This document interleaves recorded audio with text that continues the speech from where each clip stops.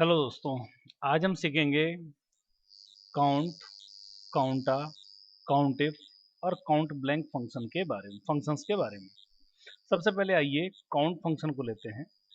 Count function को हमें एक रेंज देनी होती है, सेल रेंज, मतलब यहाँ से लेकर यहाँ तक सेल्स, और ये रिटर्न में हमको जो है उस रेंज के अंदर कितनी नंबर वैल्यूज मौजूद हैं ये संख्या हमें देता है। आइए इसको कर देखते हैं।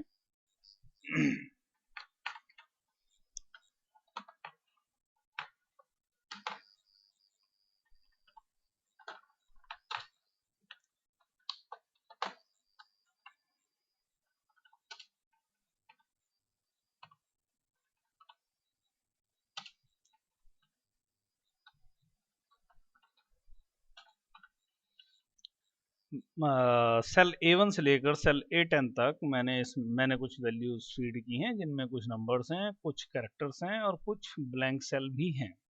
तो आइए हम पहले काउंट फंक्शन का इस्तेमाल करें। काउंट इक्वल टू, किसी भी फॉर्मूले को लिखने से पहले इक्वल टू का निशान, उसके बाद काउंट A1 से लेकर A10 तक। इसने दिया मुझको आंसर 5, क्योंकि दी गई A1 से लेकर A10 तक की रेंज में हमारे पास 5 न्यूमेरिक वैल्यूज हैं। मित्रों, दूसरा फंक्शन जो हम करना चाहते हैं वो है काउंटा फंक्शन। ये जो है कि जो रेंज इसको दी जाती है उसमें कितने सेल्स ऑक्युपाइड हैं। ऑक्युपाइड का मतलब है जिनमें कुछ भी लिखा हुआ है, चाहे वो टेक्स्ट हो या नंबर हो,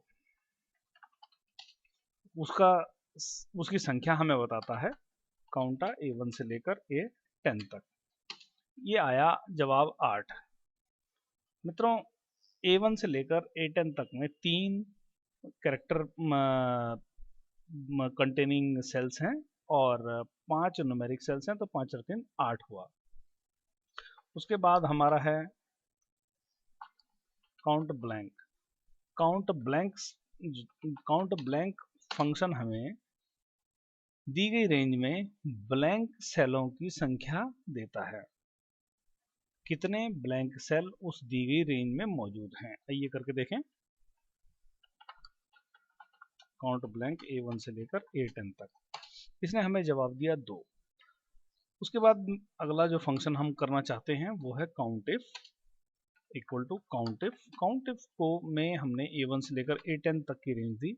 इसमें हमें एक कंडीशन देनी होती है जो कि इन्वर्टेड कॉमा में देनी होती है। कंडीशन कुछ भी हो सकती है। यहाँ पर कंडीशन मैं देता हूँ कि जो बड़े हैं 60 से बड़ी संख्याएं कितनी हैं, ये काउंट हमको ये काउंटिव फंक्शन हमारा देगा। दो संख्याएं 60 से बड़ी हैं, क्योंकि इसके लिखने का तरीका ऐसा ही है कि रेंज और फिर कॉमा, उसके बाद इन्वर्टेड कॉमा में क्राइटेरिया। तो इसने हमको दो संख्याएं ऐसी दी हैं जो कि 60 से बड़ी हैं, 78 एंड 62। इस निशान को हम बदल सकते हैं। F2 दबाएं, सेल पर जाएं, F2 दबाएं, और उसको अगर हम लेस देन का कर देते हैं चिन्ह, तो संख्या हो गई 3। अगर हमें ये पता करना हो कि इस मौजूदा रेंज में कितनी कैरेक्टर वैल्यूज मौजूद हैं, तो उसके लिए हम सिंपल सा फॉर्मूला अप्लाई कर सकते हैं कि काउंटा माइनस काउंट, तो हमको पता लग जाएगा कि उसमें 3 कैरेक्टर वैल्यूज मौजूद हैं। मित्रों, ये ट्यूटोरियल जो है आपको पसंद आया होगा, उम्मीद करता हूँ। इस वीडियो को देखने के लिए आपको बहुत बहुत धन्यवाद।